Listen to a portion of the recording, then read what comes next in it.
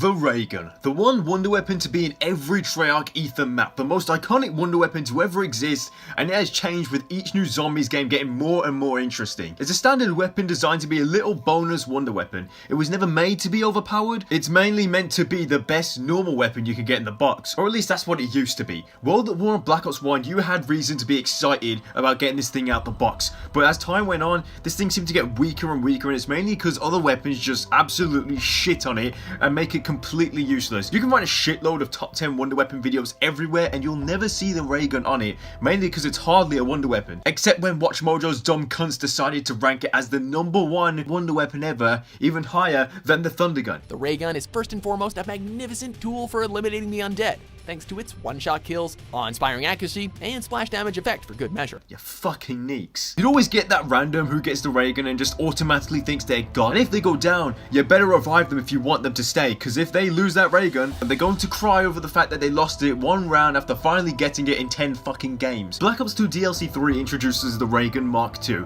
which shits all over the Mark 1. First of all, this thing looks and sounds so much better. It's a 3-round burst Raygun and the bullets can actually go through multiple zombies. You can pretty much wipe out a whole train with about 3 bursts. It has a powerful headshot damage multiplier, making the headshots non-Pack-a-Punch deal 50,000 damage. And Pack-a-Punch, well, it does 100,000 fucking damage. Holy shit. The burst shoots so fast it may as well be a full auto weapon, which before I even got to use it for the first time, I genuinely did think it was full auto whenever I saw gameplay of it. The difference is that the Mark II is fucking strong. It's strong enough to actually be a top 10 wonder weapon, but it is powerful. It'll get you through round 50, but it doesn't have the ammo to take you much further than that. This thing is basically the main wonder weapon of Nuketown, and any map on Black Ops 2 that had a shitty wonder weapon, it didn't matter because the Mark II made up for it. And the fact that they added it into every Zombies map after DLC 3, so long as you have DLC 3, was probably one of the best parts about it, because then it was in Transhit and Nuketown, maps that didn't have reliable wonder weapons. Moving on to Black Ops 3's DLC 3, we get the Raygun Mark III,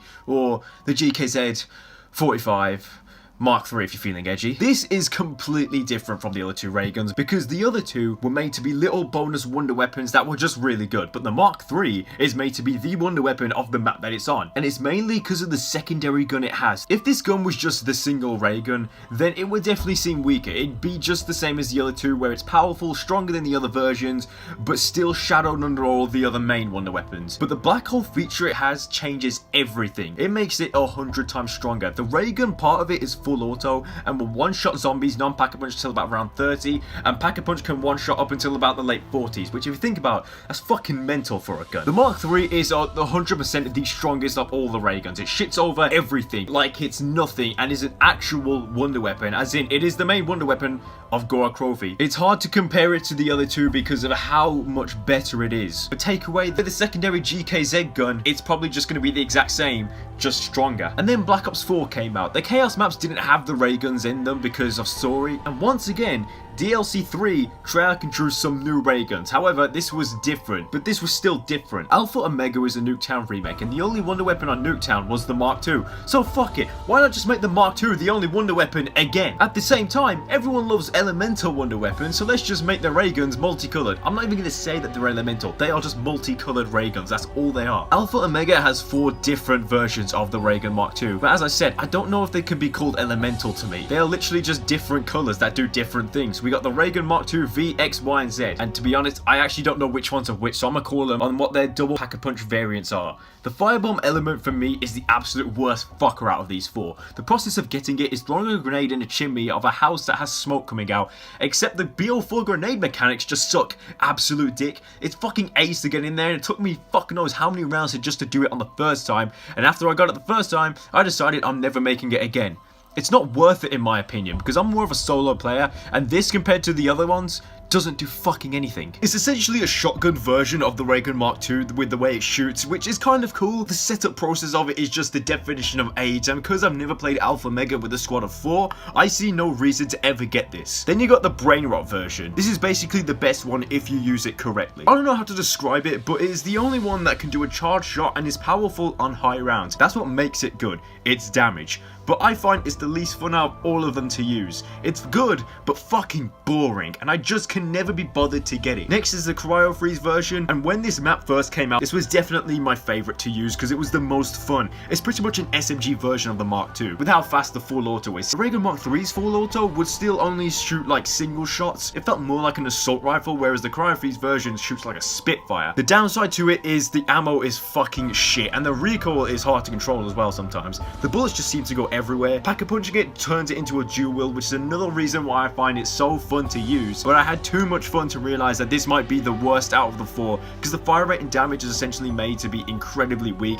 plus you'll go through all the ammo in like 2 rounds. There just is not enough. This is basically the void bow of all the Mark IIs. And finally, you got the big daddy of them all, the kilowatt version. If people played this map as much as Origins or Horizon Track, I can just imagine everyone fighting over who gets to use this one, and it's easily the best because of the infinite ammo. On solo, go to whatever rounds you fucking want, because with the way this ammo recharges, all you gotta do is just be training around the middle area, you can't fucking die. And it's also not weak either. It basically has no downsides, because it is also the easiest one to make in my opinion. All these versions were basically supposed to be better than the original Mark II, but if I'm being honest, I still choose the original over any of these except that kilowatt version. That thing may as well rival with the Mark III because it is just so overpowered with the infinite ammo. The multicolored ray guns looked cool at first, but they were nothing special. They're not like the staffs or the bows where they just seem to be so overpowered and unique and fun to use. They're just boring. I'll admit they do make Alpha Omega more interesting and replayable,